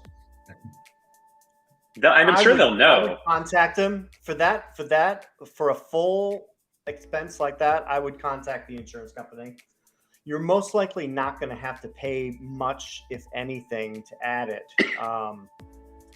If you did want to cover that. But I know some people do that for stereo systems. I mean, some people can put like $10,000 in their car stereo system.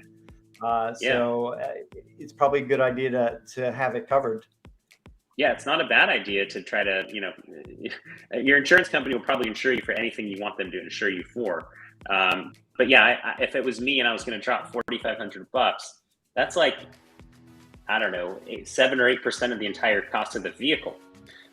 Which is a lot if you know, nobody wants to get in a major auto accident. And what happens if here's the thing, I don't know much about paint protection film, but like if you have to redo an entire door, if someone smashed, like say you end up going to the grocery store and a shopping cart smashes into your car. That's knock on wood, it's never happened to me. Hopefully it never does.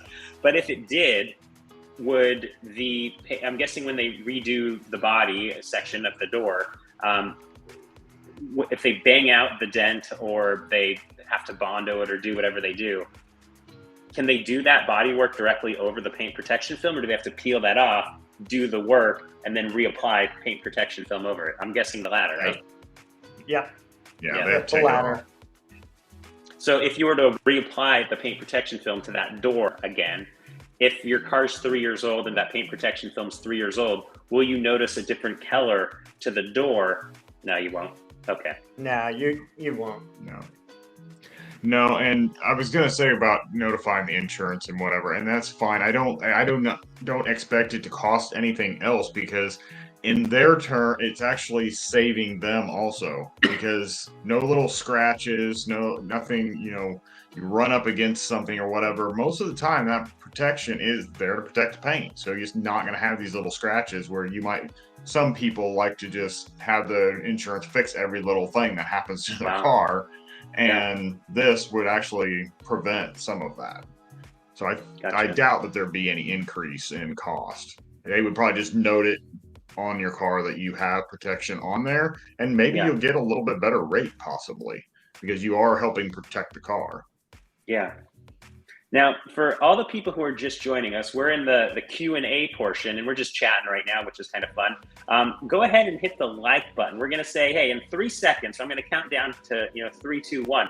We've got 38 thumbs up right now, 38 likes on the video. So maybe we can get some more here. So go ahead and hit the like button on the count of 3. It's always fun to see this go up. 1, 2, 3. Everybody go ahead and hit the like button. All right.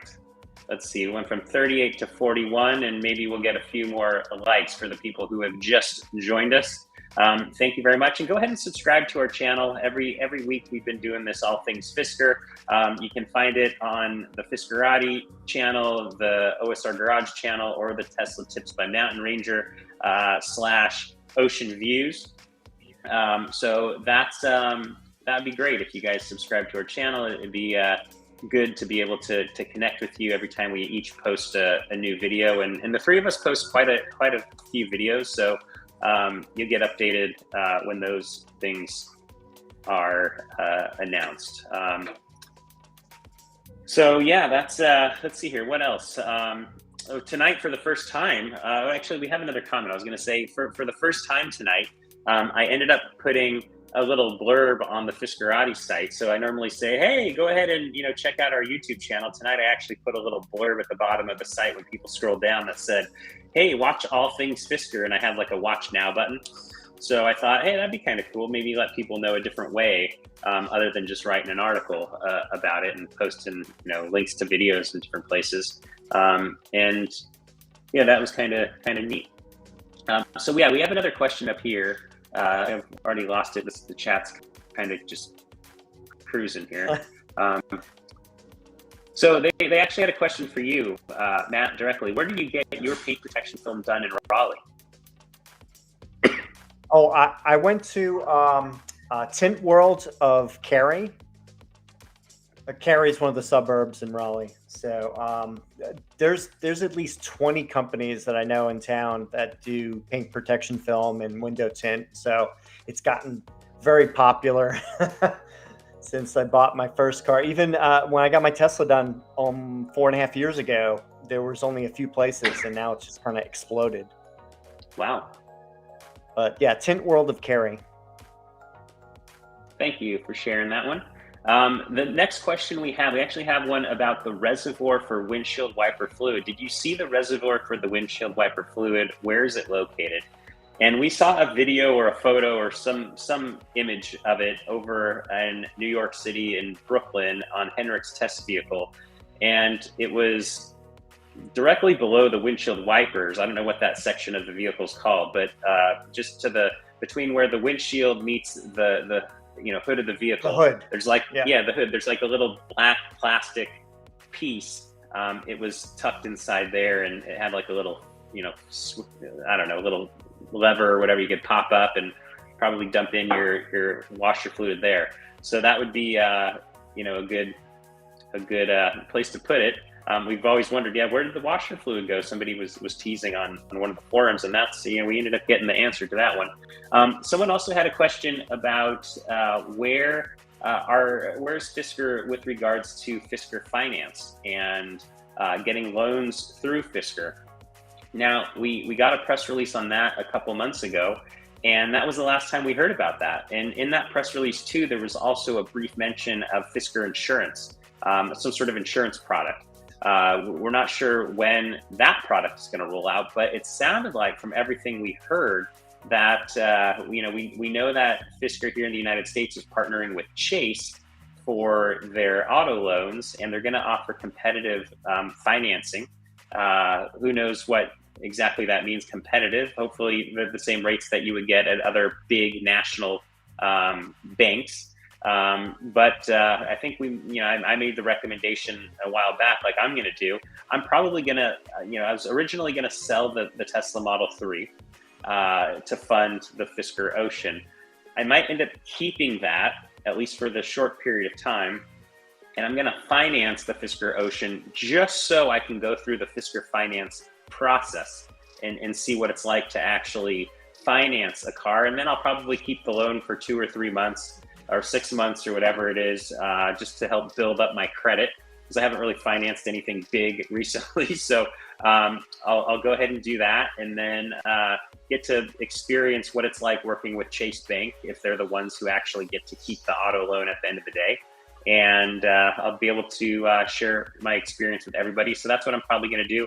And maybe I will sell the Tesla and fund the actual purchase, or pay off the auto loan with the Tesla. So that's TBD. But yeah, we don't know much more about the auto loans yet. I'm going to go through the process. There is a group of people we talked about earlier in the show, people who have lock dates. The first group of people who had already had their build locked, or their build expiration expired, right? Their lock date expired, or it locked, and yeah, they couldn't edit their configuration anymore. That was September 19th for that first batch of people. They aren't going to be able to use the configurator to help them make a selection. They already had to make their selection. They didn't get unlocked from the sound of it, based on what we saw in the Fisker Audi forum and on other social media sites. So those people are going to have their vehicle sent first to the Magna factory to be built. When it's going to be built, who knows? But that's all we have for Fisker Finance. But as soon as we have more, I'll definitely share it, because I'm going to go through that process just for the sake of going through the process. Sounds like a fun one. I'll pay a little bit of interest for a couple months just to see what the experience is like. That should be fun. All right, I got a question here for you guys. Mauricio, he says, I don't know if they've asked this. Do you know if they are using braking pads or using the magnetic motor to stop the vehicle? Also, will the motor use the car momentum to charge the batteries? Yes. I think by law you have to have brake pads. I mean, you still have to have a method of stopping the car. Regen can slow it down, but you still need to have brake pads for emergency braking. I mean, there's a number of reasons when regen doesn't work. When the battery is at 100%, regen usually has to be turned off. Cold weather, I notice on my Tesla in winter, sometimes it takes 10 or 15 minutes if it's really cold for regen to start working. So yeah, you have to have regular mechanical brakes in addition to the regen. And they mentioned, what was the other thing? They want to know if the regen does add power to the car. So it helps your efficiency. The only thing that we don't know for sure is whether it's going to have true one-pedal driving, or if it's going to have what some manufacturers have done, like Volkswagen. They still do it in all of theirs. I think Audi does it also, because that's part of Volkswagen Group. They do the little creep where it slows you all the way down to about 2 to 3 miles per hour, and then you have to actually press the brake pedal to come to a complete stop. But yeah, that we don't know for sure. I would assume, considering they're like comparing themselves, and we're trying to line ourselves out with like Tesla and that realm of EVs, I believe that it probably will have true one-pedal driving. My question that I want is whether we'll have regen levels, because that would be a plus, because not everyone wants that really strong regen. Some people just like to drive with a little bit, or get used to it first before they go into the full. So I think that would be a plus if we have that option. Yeah, I agree. Yeah. I would say there's sometimes when you want to coast, like when you're coming up to a stoplight that's, say, 500 feet ahead, and you just don't want to slow down when you let off the accelerator. Just coasting would be great. And having adjustable regen, I see no negative to having that. Having the ability to have coasting, or flip a switch and then make heavy regen. You might as well make it adjustable so everybody's happy. Because I know my wife does not like the high regen on my Tesla. She likes how a regular ICE car works. She likes it. Lost my thing here, but she likes how it, just the feel of a car that she's used to for driving for years. So yeah.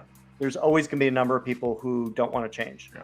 Yeah, my wife does the same thing. I've become accustomed to it. I've become accustomed to the regen, and when the Tesla Model 3 ends up, shutting it down, like you mentioned, I don't know the reasons why it shuts down, but you mentioned like the battery being full or weather, dependent. But there's times where I'm driving and it's like, oh, your regen isn't working right now. So it's, next time you start the vehicle, it'll come back. And I'm like, oh, that's a bummer, because I do enjoy it. It's actually nice to be able just to let your foot off the accelerator and the car slows down. And I think you were mentioning, Jim, the game that you play, like, when do I have to take my foot off the accelerator, and can I get right up to the line of the stop sign, the stoplight, whatever. I do that as well. I try not to use I try to never use the brake. It's I guess a different way of driving, but I enjoy it. I do use the brake every now and again if I have to abruptly stop, but I rely on that regeneration quite a bit. And when it's not active or it's shut off by the vehicle, it's a bummer. It feels like the car's heavier, and it's just it's different. Yeah, the ID4 it reduces the amount of the regen when you're at full or it's cold. It reduces it, but it doesn't completely eliminate it. So I'm guessing maybe their battery buffer, maybe they have more battery buffer in there, so then it's still allowing some. That would be my guess. But I was just saying, Matt, when you were talking about some people your wife likes the feel of the car, likes the ice feel. And that was a benefit with the ID4 too, because we have that D mode or a B mode. The B mode's regenerative and D mode is coasting. And my wife drives with the D on a lot until she gets like into town or something. Then she'll turn the B on to get the regenerative stop and go, so that she's recharging the battery as she's stop and going through town. But on the highways, so a lot of times she drives with that, just the D mode and just coasting. So. Someone had a question here. What is the matte blue color called? It's Big Sur Blue. That'll be the first matte color finish. There'll be Stealth Green, which comes out next year. It's a 2023 color. Those will be the two matte finishes offered by Fisker. And then we have another question here. Let's see here. Here's another one, I believe. So Rosanna had a question about Scotchgard, and she said, would it actually protect the interior of the vehicle? Personally, I've used Scotchgard. I think I mentioned it on one of these shows that I use it on my UGG boots. And the UGG boots are sheepskin. I believe it's sheepskin or lamb sheepskin. I think that's, different type of the same animal, different years of the same animal. But I use it on my UGG boots. I actually have my UGG boots right over here, and they're nice. It's they got Scotchgard on them, and this feels actually probably very similar to what you would get with your Eco suede, even though this is a sheepskin. Feels really nice, and I use Scotchgard on here, and it actually keeps water off them. But they never leave the house. These are my indoor boots for when it's cold here in San Diego. I get to wear those bad boys. It'll be interesting for the two of you, actually for you in particular, Matt. You're now doing your show from the garage. When it starts snowing in your area, are you going to actually need to turn up the heater, or if there is even a heater in your garage? What are you going to do? Have you figured that one out yet? I plan to add a mini split heat pump to the garage. It's been in the works for a while, so I think I was going to do it this fall. So does your garage get super cold in the winter? Does it get cold? It really doesn't get that cold here. I mean, most of the time, maybe a couple weeks a year, it'll get in the 20s, but most of the winter it's in the 40s and 50s. So it's not really that bad. Not too bad. Yeah, you don't need to worry. You do your streaming. Yeah, you do your streaming from inside the house, Jim. So you're not going to have to worry about freezing probably in the garage. No, but we like to get like feet of snow here, so. So good question coming up here. It says, do you guys think it's better to trade in your car with Fisker or someone else like CarMax? That's a great question. Just it goes to the same question as the Fisker Finance. Is it better to get your loan through Fisker, or is it better to get your loan through your credit union, or another bank, Wells Fargo, or I don't know, some other national bank, Bank of America?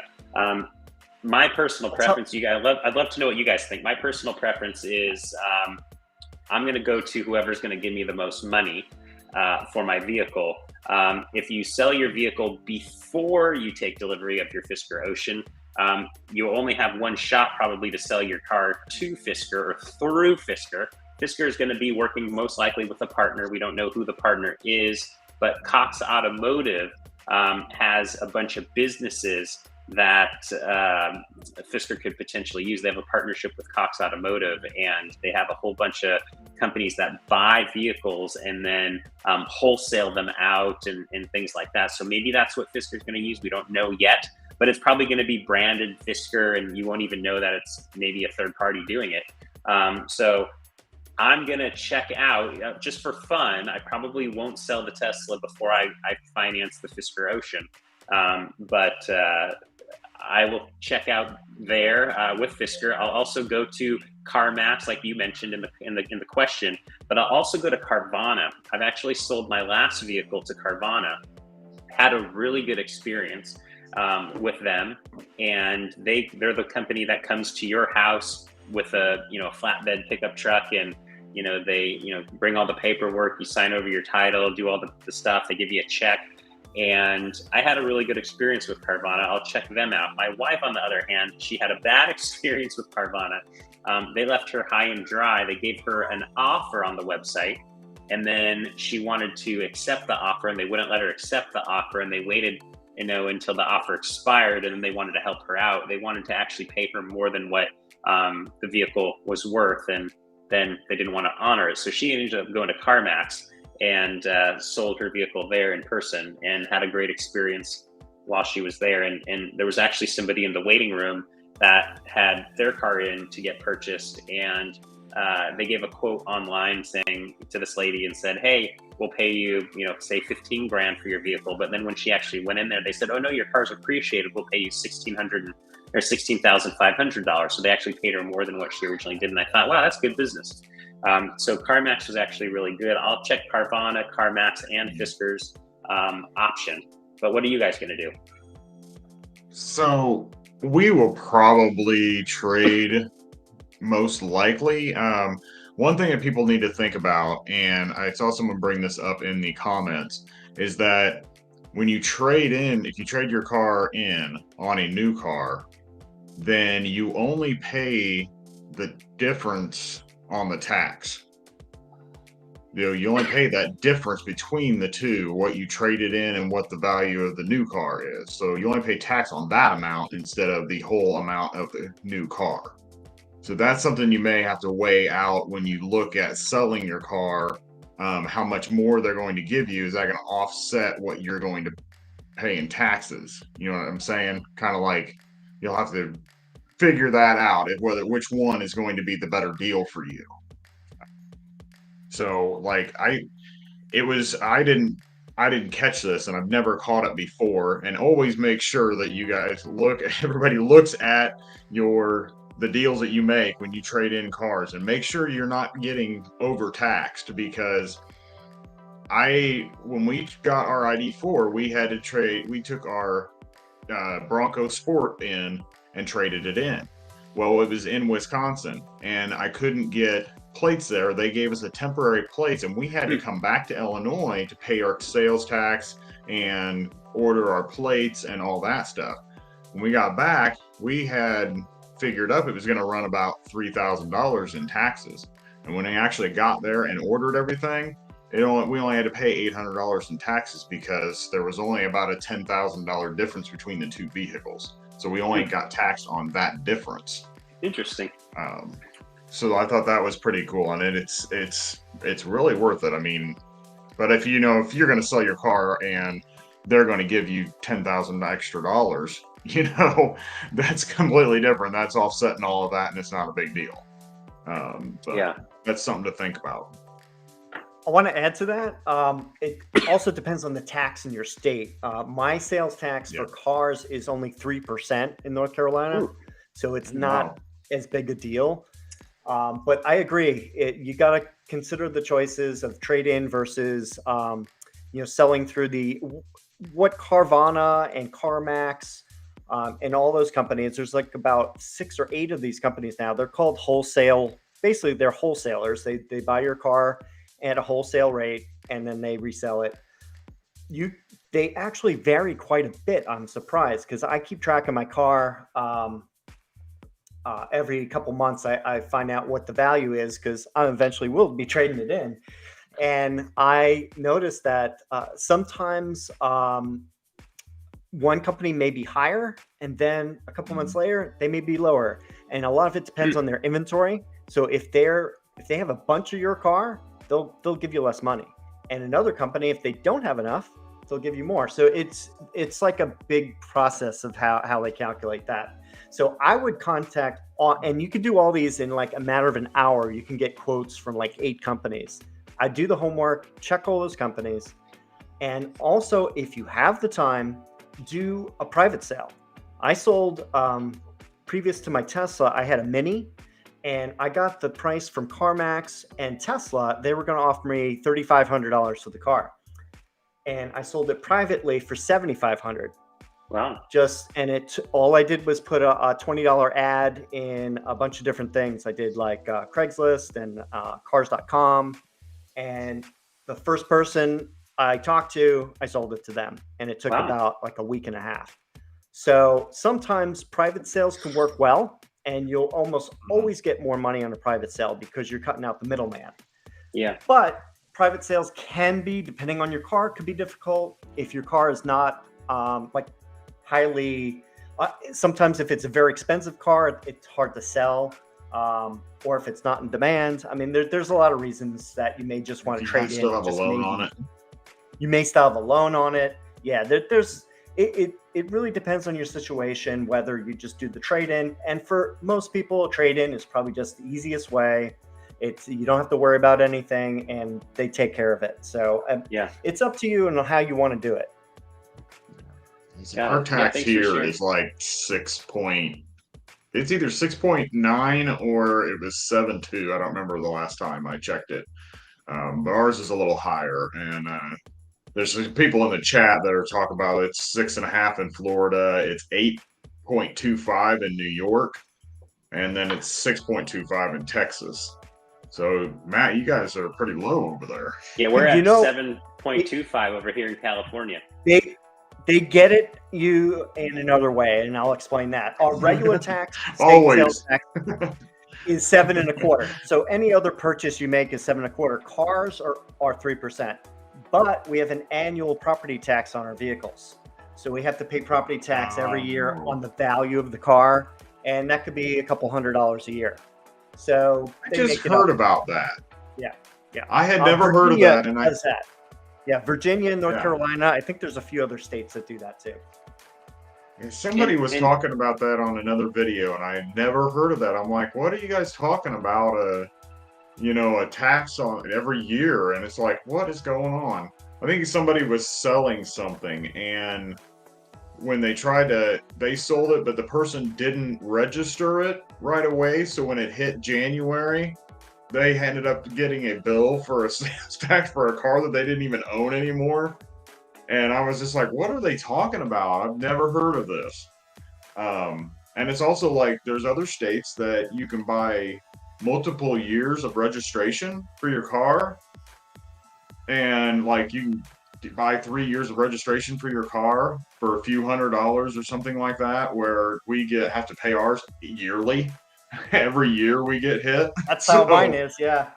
Yeah. So I wanted to feature. If you got an EV, we're getting hit even higher for having an EV.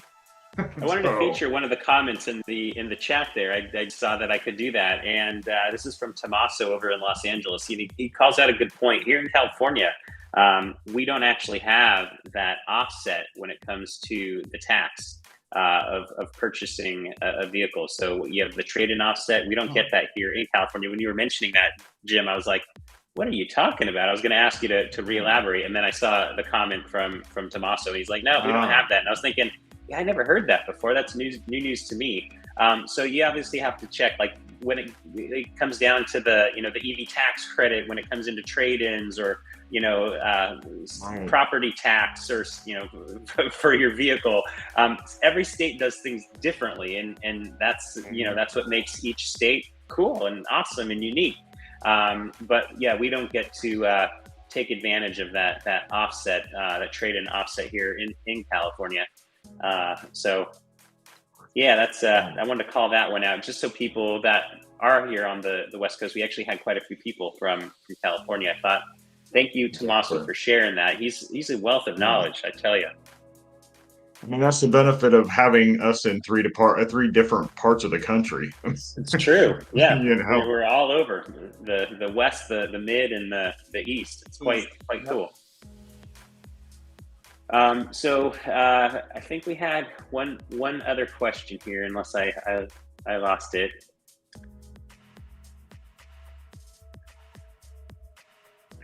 It's funny. I've got two different ways to control my screen here. I have a trackpad and I have a magic mouse, and I'm going between the two, seeing which one's easier.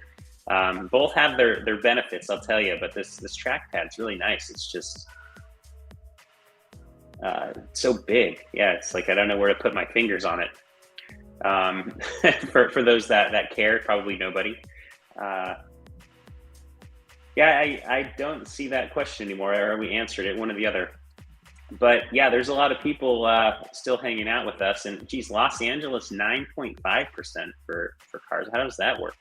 I'm in San Diego, or California in general. Oh, city tax on top of it. Oh, 9.25. Maybe ours is the same. Maybe we have 10% or something like that too when you factor in the city tax. I've never really looked into that, but I will look into it on this next go. Yeah. Just figured whatever the tax is, you have to pay it. No getting around that. So I think that's about it, I'm gentlemen. sure there's people that can tell you how to do it. I'm sure there are. There's always people. We talked about that last time. Contact your representative. Right? Oh yeah, that. Yeah, we talked about or your going to governor jail last time, not paying taxes. That I'm not doing. I'm willing to pay my taxes here in the state of California. I'm not going to the big house. Yeah, that wouldn't be fun. Cool. Well, I think that's a happy note to leave things on. Thank you everybody for joining us. This was our fourth episode of All Things Fisker. We've done a bunch of these. We're calling this All Things Fisker because that's kind of what it is. We talk all about Fisker, and then we just talk about random things like we are here with the questions. But it's hopefully you had fun joining us. We still have 80 people on, believe it or not. So thank you all for hanging in here. If you haven't already subscribed to our channels, please go ahead and do so, and go ahead and like the video if you haven't done so already. We just want to thank you. It's fun to be able to spend a couple hours with you a night and do this. So thanks for everybody for coming out, and thank you Jim, and thank you Matt. It's a pleasure to do this with you guys as well. Yep. Thank you. See you later, everybody. All right. See you, everybody. Take care. Take care.